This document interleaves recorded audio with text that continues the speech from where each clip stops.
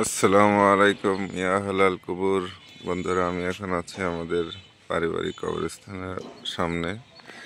এই যে আমাদের কবরস্থানটা, আপনাদের সাথে আজকে আমার কবরস্থানের কিছু বিষয় শেয়ার করব। গত 4 অক্টোবর আমার বাবা মারা গেছে। এই যে আমাদের কবরস্থানের গেট। এই ভিডিওটা করা আসলে স্মৃতিতে রেখে দেওয়ার জন্য, কারণ মানুষের স্মৃতি বড়ই মুছে যায়, অল্প কিছুদিন মুছে যায়।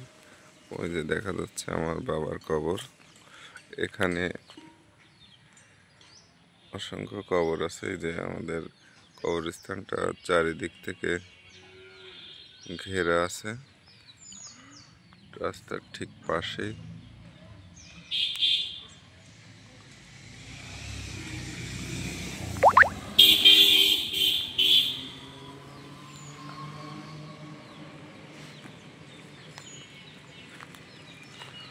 আবার কবরের পাশে গাছ লাগাচ্ছি আমরা, পাতাবাহার গাছ।